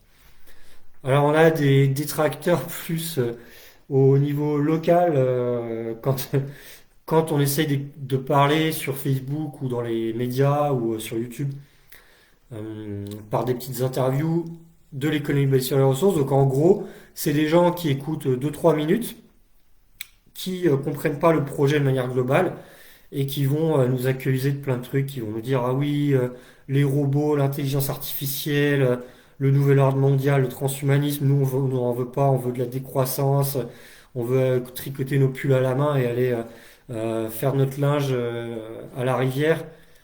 Bon, voilà, des mouvements très technophobes et très décroissants, un peu babo-sipi, qui aiment pas que la technologie soit là pour notre service et qui comprennent pas qu'en fait, on propose un modèle où on sort par le haut et que la technologie est là pour nous aider et qu'en plus on propose un modèle qui est à la fois écologique et soutenable. Donc des gens comme ça, voilà, qui à la première phrase ils s'enflamment, ils cherchent pas à comprendre. Ça, on a ça. Par contre, on n'a pas de gens d'institutions qui nous ont encore mis des bâtons dans les roues. Alors il faut savoir que en France, on est un mouvement qui est encore relativement jeune et faible. Par contre, en fait, dans le monde, c'est un des plus grands mouvements sociaux. C'est-à-dire que ça vient en fait du Venus Project et de Zeitgeist. Si on regarde sur les réseaux sociaux, on a plus de 800 000 likes dans le monde sur les pages comme Trom, Zeitgeist, le Venus Project. Au niveau des documentaires, on a plus de 250 millions de vues. Donc dans tous les médias, sur YouTube, des documentaires comme Zeitgeist ou le Venus Project, ça a plusieurs dizaines de millions de vues. Donc je vous encourage à aller les voir. Hein. Nous, on propose le truc de manière un petit peu différente. Les modèles de ville faits par Jacques Fresco, je les trouve pas forcément jolis, mais vous arrêtez pas à ça, hein, d'accord? C'est quand même des documentaires qui sont très très intéressants, qui sont très très bien faits sur YouTube. Euh, donc voilà. Mais je pense que quand on arrivera à se faire connaître, par exemple, si moi je me présentais à la présidentielle en 2027 ou quelqu'un de l'économie basée sur les ressources, parce que je veux pas tout faire tout seul, hein. J'incite tous les gens qui veulent se présenter sur des listes à le faire, hein, vraiment, n'hésitez pas. Voilà, là, je pense que on risque d'avoir des petits soucis, hein. C'est comme Coluche qui est mort dans un mystérieux accident de camion. Bon, en fait, on sait qu'il a été assassiné. Je pense que quand des gens commencent à déranger, on a des gens mal intentionnés qui peuvent arriver. On verra avec le temps. Mais ce que j'aime bien, c'est que la force de l'économie basée sur les ressources, c'est que c'est pas une personne. Moi, je suis pas à l'économie basée sur les ressources. Une fois que la flamme elle est transmise, les gens ils comprennent. Et c'est trop tard. C'est-à-dire que moi, si on me supprimait et qu'on me zigouillait, l'économie basée sur les ressources, elle est toujours là. Donc si demain on fait un super film qui fait des millions de vues, moi, s'il me zigouille, ce sera trop tard. Donc c'est ça qui est bien. Donc en fait, qu'ils me zigouillent ou pas, ils le feront pas. Ça changera rien. Donc c'est ça qui est bien. C'est la force des idées par rapport à la force d'une personne. Coluche, c'était une personnalité forte, qui était appréciée, mais une fois qu'il était plus là, il était plus là.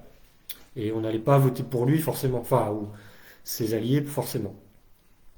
Alors comment le système judiciaire évoluerait-il? Bah donc du coup, on aurait beaucoup moins besoin, le système judiciaire disparaîtrait quasiment entièrement.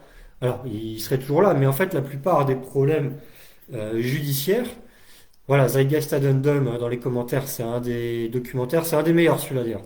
Le Zeitgeist Addendum qui est le 2 et le 3 c'est les deux meilleurs. Donc le système judiciaire pour y revenir, donc en fait comme la police, je pense que la police, bon c'est un peu un chiffre que je sors de que je sors de mon cul pour parler vulgairement, mais en gros on estime que 95% de la police serait inutile parce que la plupart des problèmes sont dus à des problèmes de disparité économique. Donc des gens qui vont voler parce qu'ils veulent faire du profit, ou d'autres pour s'en sortir, ou parce qu'il y a de la concurrence entre les entreprises, voilà. Et je pense que la plupart des gens, voilà, il y aurait beaucoup moins de violence. Alors ça n'implique pas qu'il y aurait plus de violence ou de problème. Par exemple, on peut avoir des disparités, on peut avoir des crimes passionnels, on peut avoir des crimes de jalousie, etc. Donc la société serait pas parfaite, mais on aurait toujours beaucoup, beaucoup, beaucoup moins de problèmes. On aurait beaucoup de lois qui deviendraient inutiles aussi. Dans une économie basée sur les ressources, beaucoup de lois, comme la CSG, les lois sur le chômage, les lois sur les financements de tel ou tel projet, disparaîtraient parce que ça n'a plus de sens, vu qu'on n'a plus besoin de ressources monétaires pour les faire. Maintenant, donc du coup, il y a plein de métiers aussi qui disparaîtraient, c'est-à-dire que pas tout le monde. Alors déjà, il y a des métiers comme les notaires, les huissiers, les greffiers, voilà, tout ça, ça disparaîtrait. C'est des métiers qui n'ont plus forcément de sens. Après, il y aurait forcément toujours des juges, peut-être. Donc du coup, on aurait, ben voilà, beaucoup moins de juges, c'est-à-dire que les formations universitaires de droit seraient amenées à former beaucoup moins de monde, voilà, tout simplement. Voilà, les violences sexuelles aussi. Voilà.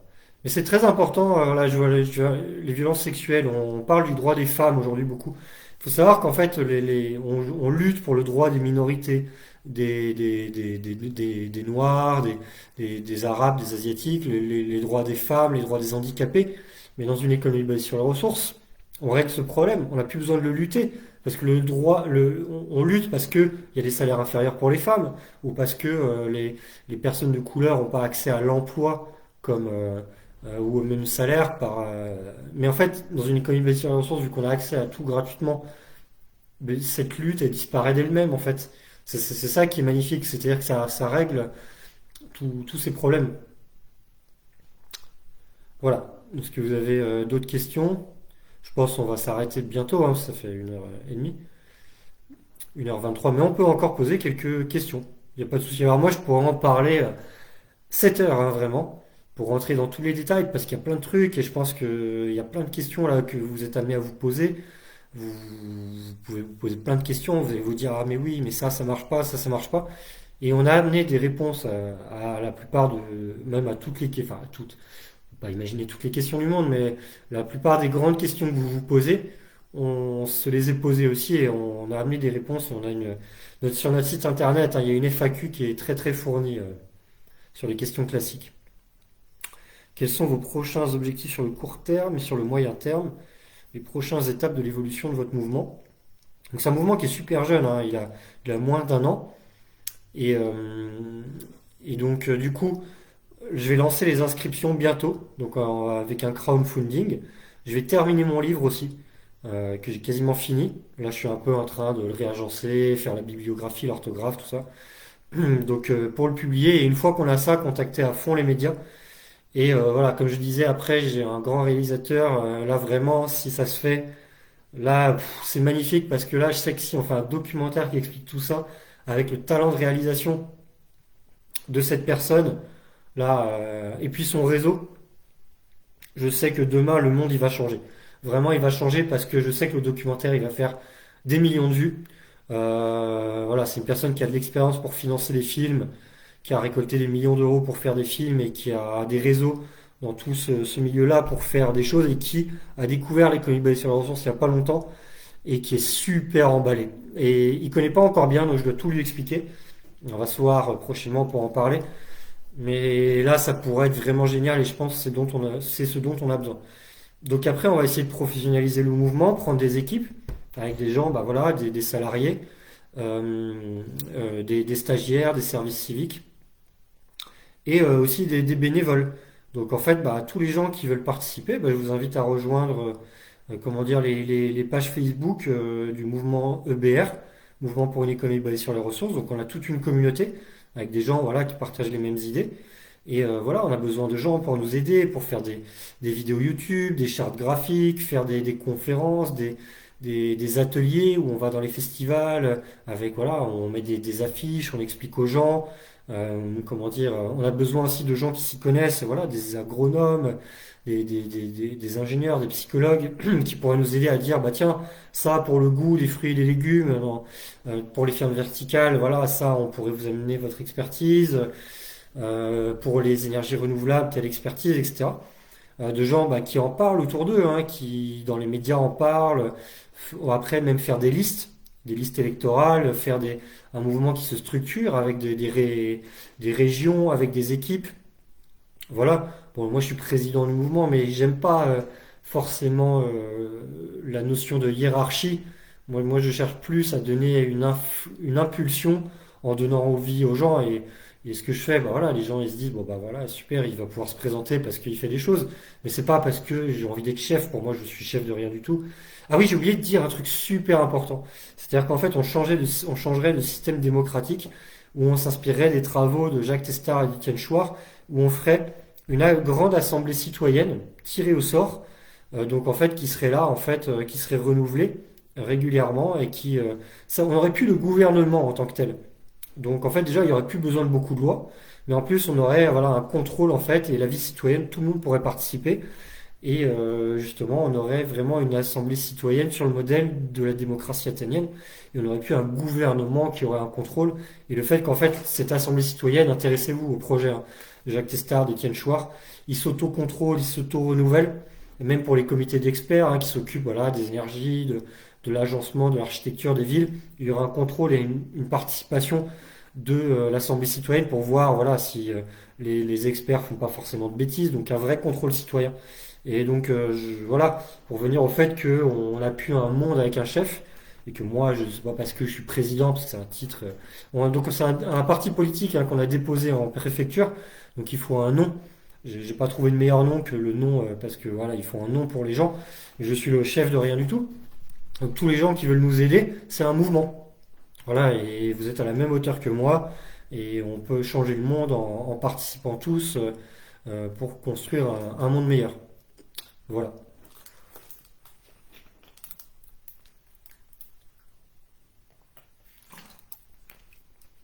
Bon, petite dernière question s'il y a, et puis sinon on, on va s'arrêter là. Mais bah, je vous recommande d'aller voir les super documentaires qui ont été mis en lien. Lucratie, ce serait mieux comme modèle de prise de décision non hiérarchique à grande échelle ce serait parfaitement adapté à votre projet. En plus, alors Denis Peter d'ailleurs, je- j'adore ce que tu fais, hein. J'ai regardé tes vidéos, c'est vraiment bien. Et il y a le mec de Lucratie qui s'est mis en contact avec nous. Et je veux bien, Denis, si tu peux me faire un petit rappel, parce que je maîtrise pas très bien ce que Lucratie propose. Et j'ai vu qu'il y a plein de gens en fait qui proposent des trucs super. Et ce qui est bien dans l'économie basée sur les ressources, c'est que c'est pas un système figé. Je trouve que on peut améliorer toujours plus avec des idées qui sont encore mieux. Donc je veux bien dans les commentaires, Denis. Je sais pas si c'est son vrai prénom d'ailleurs, et ton vrai surnom, Denis Peter. Si tu peux m'expliquer un petit peu comment ça se passe, Lucratie, pour voir comment on pourrait l'améliorer. À ce moment-là, si c'est mieux que le système que je viens de proposer, vu que j'ai pas fini le livre, autant le mettre dans le livre, ce sera encore mieux. Mais je vois bien, hein, il y a des gens qui proposent des super trucs. Du coup, comme Denis, je vous conseille d'aller voir ses vidéos. Il a fait une vidéo, le meilleur système politique, tu peux la mettre en lien. Même si du coup, lui est sur un système monétaire, nous on est dans un système un petit peu différent. Mais c'est quand même intéressant ce qu'il propose. J'ai vu Dominique Gagnon aussi récemment, il proposait des trucs. Et en fait, des fois, malheureusement, je suis vraiment désolé. Il y a des gens qui m'envoient des mails avec des solutions et tout. Et en fait, comme je suis super occupé, c'est pas que je veuille pas, mais j'ai pas forcément le temps de tout regarder. Surtout que des fois, il y a des choses que je connais déjà, ou bon, c'est des choses où ça peut être un petit peu un pansement sur une plaie, c'est un petit peu moins bien que ce que nous on propose, hein. Bon, c'est pas, je suis pas là pour faire un jugement de valeur, mais c'est vrai que c'est super dur de tout faire. Je suis vraiment déjà occupé et je suis vraiment désolé des fois de ne pas avoir le temps de regarder ce que tout le monde fait. Alors, comment nous aider alors, pour tout savoir sur Lucratie Legalsite, tu pourrais le résumer en deux, trois mots-clés, Denis? Je sais pas si c'est facile à faire. Sinon, de toute façon, je vais aller le voir, le site après, ça m'intéresse parce que si c'est mieux que ce que je viens de proposer, bah, autant proposer un système qui est encore meilleur, hein. Comment nous aider concrètement? Alors, du coup, on a ouvert un Tipeee, mais alors, je ne l'ai pas encore validé. Il y a eu un petit problème avec la validation PayPal. Je ne sais pas encore comment faire. Donc, du coup, avec des dons. Donc, prochainement, j'annoncerai les dons. Mais surtout, voilà, si vous avez des compétences au niveau pour faire des vidéos YouTube, pour faire du graphisme, pour faire de la gestion des réseaux sociaux, pour partager, pour faire des articles, pour partager nos idées dans les médias, voilà, envoyer les liens des conférences, des articles qu'on fait en faisant connaître. Et puis, euh, et puis voilà quoi. Euh, et puis voilà. Bon, bah, j'irai voir Lucratie, Denis. Je voulais dire un truc, c'est merde, j'ai un truc sur la langue, dans ce qu'on m'a demandé, et je trouve plus ce que je voulais dire. Bon, voilà. Mais bon, bah, voilà. Bon, donc j'espère que ça vous a plu. Mais ah oui, je crois que c'était sur le système démocratique. Ah, je voulais dire un truc sur le système du vote avant de finir. Aujourd'hui, on a un système de vote qui est vraiment mal fait. Donc en fait, où on a, comment dire, on vote à l'élection présidentielle avec un choix pour avoir un second tour. C'est-à-dire qu'en fait, on va devoir voter pour des grands candidats. C'est-à-dire qu'en fait, ils vont influencer nos voix en disant, bah oui, mais lui, vous voyez, c'est un petit candidat. Donc du coup, si vous avez un petit candidat pour qui vous voulez vraiment voter, vous dites c'est le meilleur, mais il y a plein de gens, et ça peut jouer à 10-15%, qui vont dire, bah ouais, mais moi, je vais pas voter pour lui parce que bah, il a aucune chance de passer. Et donc c'est vraiment scandaleux parce qu'on a un système est- qui régit notre démocratie et qui est mathématiquement pas juste. Et en plus de ça, il nous influence avec les sondages. Donc il faut savoir que les sondages sont achetés. Il faut savoir que des sondages comme comment dire la boîte qui gère les sondages, la merde, j'ai plus son nom. C'est le fils de Brigitte Macron qui la gère. On a eu aussi on a Bolloré qui a des parts dans l'institut un institut célèbre qui fait des sondages. Et Philippe de Villiers, qui n'est pas un bon politicien, mais il a réussi à dénoncer le fait que voilà, il y avait des partis politiques qui donnaient des enveloppes, des fois 100 000 euros, et puis du jour au lendemain, ils perçaient dans les sondages. Donc en fait, on a un système qui est complètement pourri à la base, avec un système truqué dans les sondages. Des candidats qu'on choisit comme étant petits ou grands, quand Macron est arrivé, il était direct grand. Par contre, d'autres partis qui étaient plus installés, on dit qu'ils sont petits. Et puis après, on a un système de vote qui est pas bon. Donc il y a un système qui a été mis en place, hein, par des mathématiciens du CNRS, c'est un système beaucoup plus logique, qui fait qu'en fait on classe les gens par mention ou par note de 1 à 10 ou par mention. Très bien, bien, passable, nanana, tout ça. Moyen, passable, très inférieur. Et en fait on classe tous les candidats. Et en fonction de ça, donc du coup c'est ceux qui ont les meilleures notes qui passent au second tour. Ce qui fait qu'en fait justement on n'a pas de scrupule à plus pouvoir voter pour nos petits candidats. Parce que justement, par exemple, si on avait deux candidats, je sais pas, je dis n'importe quoi, hein, pas de jugement de valeur, je voulais voter pour les écolos en un, pour Mélenchon en 2. Et bah, les Mélenchon ont plus de chances que les écolos, je dis n'importe quoi, hein, ce qui n'est pas forcément vrai. Je peux voter pour les écolos en un et puis en 2 pour Mélenchon. Et voilà, au moins on a un système qui respecte nos voix. Voilà, Ipsos, très bien, merci, ouais, c'est ça. On vit pour moi dans un simulacre de démocratie. Allez, dernière question. Est-ce que la tendance de l'homme à souvent privilégier ses intérêts individuels par rapport aux intérêts collectifs ne pourrait pas mettre en danger la pérennité du modèle? Alors oui, du coup pour certaines grandes entreprises. Par contre, du coup, pour le fait que les gens, ils ont tous leur intérêt personnel à quitter ce système, et si on leur propose demain un système avec les ressources gratuites ou un revenu de base en transition où ils peuvent vraiment être libérés de l'esclavagisme financier et pouvoir vraiment vivre une vie où font leur projet, on aura une masse de gens, de la population qui, elle, va clairement adhérer. Donc la force, elle sera du côté du nombre. Système d'élection, ça s'appelle le jugement majoritaire, c'est ça. Ça évitera le problème du vote utile à promouvoir. Voilà. Bon bah écoutez, je vous remercie tous. Bon, on était en petit comité, mais on va essayer d'enregistrer la vidéo pour la mettre sur la chaîne. Comme ça pourra profiter à d'autres personnes. Et puis bon, j'espère que ça vous a plu, que ça vous a donné des idées, voilà, même si vous adhérez pas à tout d'ailleurs, hein, que ça vous a donné des bonnes idées. Vous vous dites, ah c'est vrai que ça c'est pas mal, ça c'est bien. Voilà, bon bah écoutez, je vous souhaite à tous une très bonne soirée. Et puis bah, voilà. N'hésitez pas à venir sur les réseaux sociaux discuter sur le mouvement EBR. Pas forcément qu'à moi, hein, discuter avec les autres. C'est des gens très très sympas et très intelligents. Voilà. Allez, bonne soirée à tout le monde. Voilà. Merci pour l'interview. Merci à vous. Ciao.